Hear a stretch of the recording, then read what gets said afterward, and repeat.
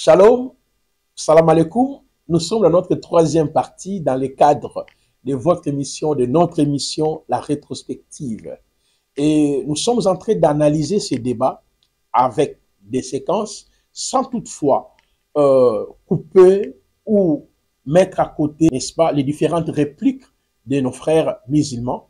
Et nous sommes vraiment au milieu du village et dans le but de vous interpeller qu'en réalité, les chrétiens et les musulmans ne prient pas le même Allah, le même Dieu. Pour nous, les croyants, notre Dieu s'appelle Jésus-Christ ou Yehoshua HaMashiach, son vrai nom dans la langue hébraïque. Mais cependant, le Coran qui nous dit que nous nous soumettons à un seul Yahweh. La sourate 29, le verset 46. Et dans cette sourate que nous avons lue plusieurs fois, je reviens sur la sourate, et ne discutez que de la meilleure façon avec les gens du livre, sauf ceux d'entre eux qui sont injustes. Et dites, nous croyons à ce qu'Allah fait descendre vers nous et descendre vers vous, tandis que notre Dieu et votre Dieu est le même, c'est à lui que nous nous soumettons.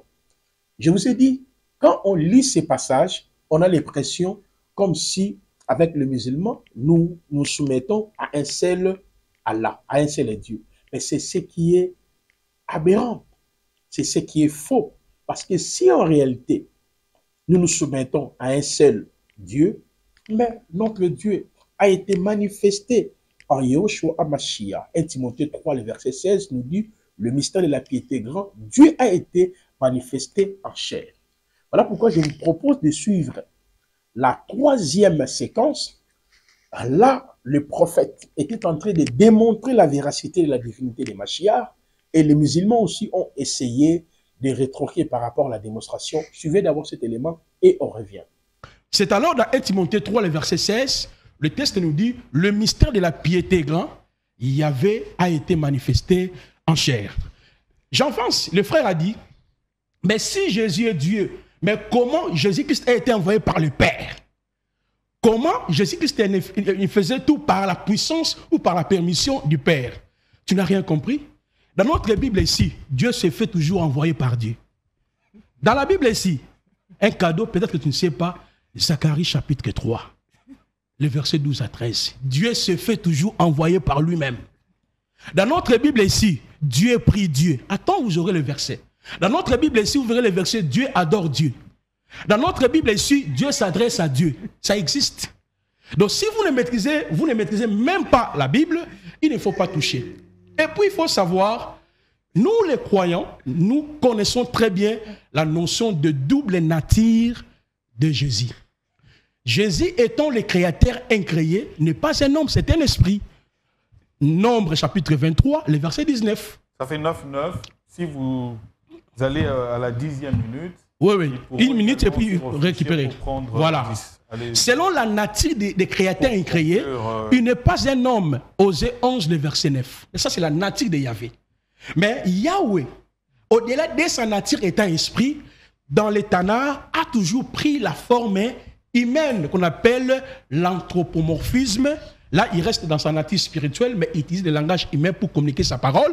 Il y a ce qu'on appelle aussi la théophanie, sa manifestation physique. Et quand Dieu prend la forme humaine, il dépend toujours de son esprit. Je finis par là. Genèse 18, il est venu chez Abraham. Abraham a cuisiné pour Dieu, Dieu a mangé. Mais regardez, Genèse 18, le verset 13-14, Dieu est resté avec Abraham. Sous forme humaine, les deux anges sont arrivés en Sodome et Gomorrhe. Lorsque vous lisez Genèse 19, le verset 24, on dit « L'Éternel au ciel fit pleuvoir ». Ok?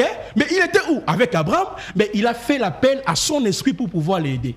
Donc là, c'est l'introduction et nous allons avancer. Merci, prophète Placide, vous avez fait 10 minutes. Ekra et Astomba, vous avez fait 9 minutes. Alors, c'est la réplique, hein, la deuxième réplique, parce que vous avez suivi. Il a également donné de passages de Coran. Il a cité quelques sourates, 9, 30, 5, 72, 112, 4, Malachie 2, 10, Ésaïe 44, 24, Colossiens 1, 15 à 17. Et il a fait comprendre que Dieu était lui-même le Créateur, et c'est ce Créateur-là dont vous parlez s'est fait chair dans cette nature-là. Il vous renvoie que c'est lui dont vous faites allusion comme Dieu, comme le Créateur, c'est celui-là, Jésus, qui s'est fait chair. J'ai traduit fidèlement. Exactement. Allez-y, Ekra et Astomba. Vous avez vos minutes également. Vous voyez déjà, notre bien-aimé Placide est déjà grillé dans le film, comme on le dit chez nous en Côte d'Ivoire. Il essaie de baratiner les gens avec son histoire que le Coran n'a pas reconnu, Allah ne se reconnaît pas comme Père, nous on vient reconnaître. Mais prenons le cas de Jean 8, le verset 44. Écoutez bien, Jésus était en conversation avec les Juifs qui ne croyaient pas en lui. Au verset 44, directement, Jésus dit quoi? Vous avez pour père le diable. La question à se poser, en quoi le diable est le père des Juifs? Question. En quoi, Monsieur Placide, en quoi le diable est le père des Juifs? Mais tu sais que c'est un langage métaphorique dans la simple mesure où une personne, quand il adopte les attributs du diable, il fait le comportement du diable. C'est en cela qu'on le traite en chose, soit enfant du diable. C'est ce qui est visé. Maintenant, quand vous parlez de père, Abraham qui était le père de la foi, sur qui Dieu a fait la promesse pour que tout le monde puisse venir, puisse être sauvé là. Il n'a jamais connu la notion d'un Dieu qui est père. Il ne sait même pas ça signifie quoi. Donc lui, on dira quoi d'Abraham? Allah fait comprendre aux gens que quoi? Ce langage-là, les gens l'utilisaient pour faire une affiliation directe à qui? À Allah. C'est comme par exemple, enfant de mouton, c'est mouton. Enfant de cabri, c'est cabri. Enfant de chien, c'est chien. Non, maintenant, si Dieu doit avoir un enfant, sachant qu'un père, un homme réel, là, son enfant hérite de ce qu'il a, ça dit sa nature, sa couleur de ce genre. Donc, si Allah, Jésus doit être l'enfant d'Allah, qu'est-ce qui va se passer? Ça dit Jésus deviendra aussi Dieu. Et si Jésus devient Dieu, on tombe dans un principe qui bafoue l'unicité de Dieu. Comme tu l'as si bien lu dans Isaïe 44, où Dieu dit quoi? C'est moi seul qui ai créé les cieux et la terre. Monsieur Placide, il faut que tu conclues le débat. On est en train de trop tourner. Nous, on dit, Dieu là, c'est pas à toi de le présenter. Tu prends Colossiens en chose en 1,15. Mais ça fait pitié. Donc, pour toi, ça dit c'est sur la route de Damas, 40 ans après le départ de Jésus, que Jésus se révèle pour dire qu'il est le Créateur. Ça fait pitié, hein? C'est ce qui me fait mal. Nous sommes arrivés au Congo ici, on n'a même pas trouvé de pasteurs capables même de relever ce défi. Et on retourne tristement en Côte d'Ivoire. Mais on va aller dire quoi là-bas? C'est toute l'énergie on a apprêté. On dit le Congo, c'est un pays où il y a les vrais débatteurs, mais c'est la catastrophe. Nous reprenons encore. Ce qui est bizarre, la mère de Jésus n'a jamais reconnu Jésus comme Dieu. Prends ça rapidement. Luc 2, le verset 48. Entre Placide et moi, son nom n'est pas dans la Bible. Jésus a sa maman, son nom est dans la Bible. Marie connaît Jésus plus que tous les chrétiens de la terre. Mais regardez comment ça fait pitié. Il faut donner le passage. Luc 2, verset 48. Oui. Quand ses parents le virent, il fut saisi d'étonnement. Et sa mère lui dit, la maman de Jésus dit, mon enfant. Comment Marie peut-il appeler le créateur des cieux et de la terre son enfant? Ah, Placide. C'est-à-dire, au moment où Marie appelle le créateur des cieux et de la terre mon enfant, toi tu l'appelles ton Dieu. C'est ainsi que même en chose, Jean-Baptiste, qui était un prophète, qui est plus prophète que toi, dans chose, Jean 1, le verset 30, regardez comment Jean-Baptiste on qualifie Jésus. Alors que la Bible dit clairement dans Amos 3, le verset 7, l'éternel Dieu ne fait rien de lui-même sans révéler son secret à ses prophètes. Mais regarde comment Jean-Baptiste considère Jésus. Vas-y. Celui dont j'ai dit. Après moi. Vient un homme mort. Regardez-moi les choses comme ça. Donc Jean-Baptiste aurait menti que Jésus est un être humain. Depuis quand Dieu peut avoir double nature? Ça existe où? Vous êtes les seuls sur la terre à faire ce genre de croyance. Jésus est venu sur cette terre. Il a parlé clairement qui a créé les cieux et la terre. Tu me prends Marc 13, verset 19. Nous donnons les passages où Jésus a parlé parce que Jésus a dit, la parole que je vous ai annoncée, c'est elle qui vous jugera au dernier jour. Et demeurez dans ma parole. Si vous demeurez dans ma parole, vous êtes mes disciples. C'est pour ça que nous les musulmans, quand nous arrivons sur ce type de terrain, nous faisons attention à ne pas prendre les paroles des uns et des autres pour venir brouiller la piste des propos de Jésus. On écoute Jésus. Marc 13, verset 19. Écoutez bien, tous Car les la- parents chrétiens, prenez ça, c'est un cadeau. Car la détresse en ces jours Oui, sera telle c'est Jésus qui parle, vas-y. qu'il n'y a point eu de semblable Oui, depuis le commencement du monde Oui. que Dieu a créé. demandez à Placide ici, va dire c'est Jésus qui a créé. C'est quelle méchanceté ça là. Quand on n'aime pas Jésus là, c'est pour cela qu'on peut aller contre ce type de paroles. Le frère a pris ici en Matthieu 19, le verset 4. Jésus dit, n'avez-vous pas lu, c'est-à-dire monsieur Placide, tu n'as pas lu que le Créateur au commencement a créé quoi? L'homme et la femme. Dans toute la Bible, nulle part Jésus n'a été considéré comme Dieu. C'est pour cela même que son disciple, tu me prends Acte 2, le verset 21. Et puis après, tu me prends Acte 3, le verset 13. C'est pour ça que le disciple, ceux qui ont marché avec Jésus, regarde ce qu'ils ont, quand ils ont trouvé la foule, regardez ce qu'ils ont dit à l'égard de Jésus. Acte 2, verset 21. Vas-y. Alors Oui. quiconque invoquera le nom du Seigneur Vas-y. sera sauvé. Au verset 22, Au verset 22. homme Israël, Maintenant, Pierre va s'adresser aux Juifs qui étaient devant lui. homme israélite, Oui. écoutez ces paroles. C'est-à-dire, monsieur Placide, ainsi qu'à tous les chrétiens de la surface de la terre, Pierre était en face des Juifs. Il va leur dire qui est Jésus. Vas-y, Écoutez ces paroles. écoutez ces paroles. Jésus de Nazareth, Jésus de Nazareth. cet homme. Est-ce que ça là, si on ne veut pas aller en enfer là, on peut dire, on peut aller contester ces propos là. Cet homme à qui Dieu a rendu témoignage. Mais regardez comment le français est clair et limpide pour que les gens puissent comprendre. Prends-moi encore Acte 3, le verset 13.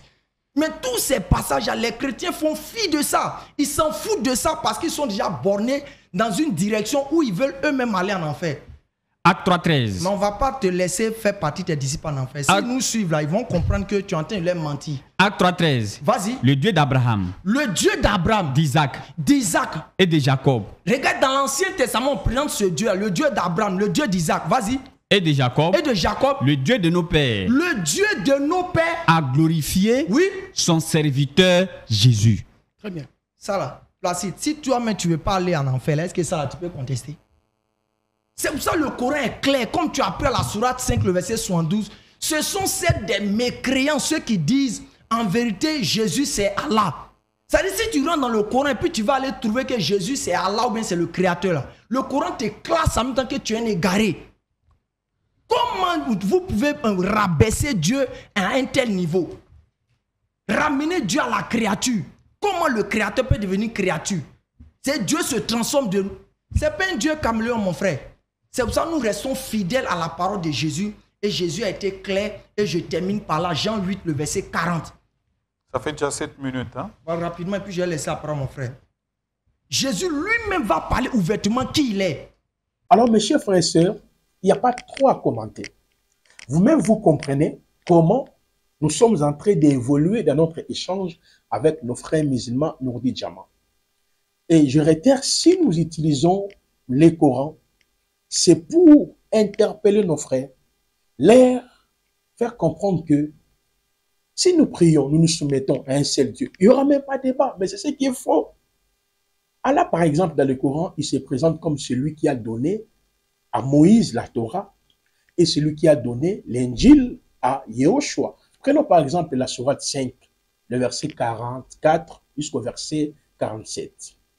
Quand on prend le verset 44 de la sourate 5, il est écrit « Nous avons fait descendre la Torah dans laquelle il y a guide et lumière. » Allah se présente étant celui qui a donné la Torah au prophète Moïse.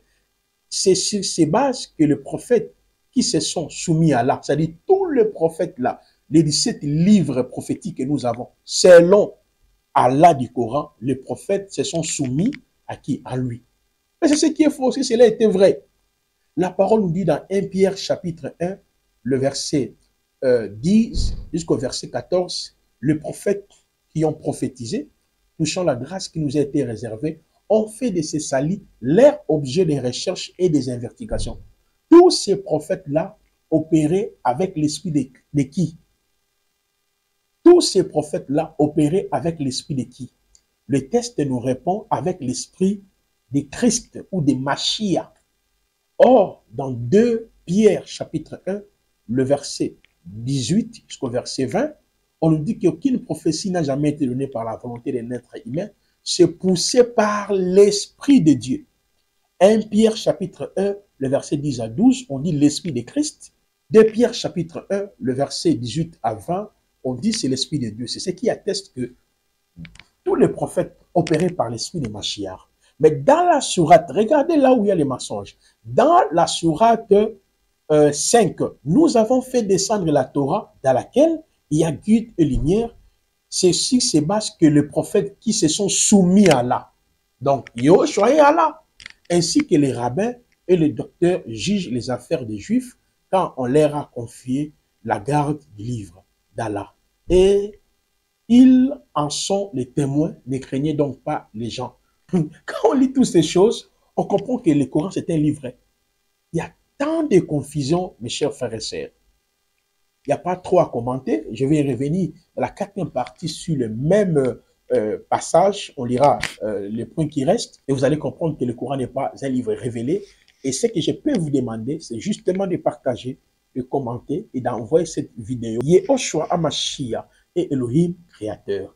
Baruch Hashem, partagez, commentez, mettez vos j'aime, que le Mashiach vous bénisse énormément. Baruch Ata Adonai, Elohim Melech Haolam Yehoshua, l'unique et le véritable Hashem, Elohim du Vétéran testamentaire manifesté dans les néo-testamentaires, Eloah, Elai Shaddai, Yahvé, Anuki, Anuki, Yahvé, Vehen Mibadai, Moshia, Toda, Bara.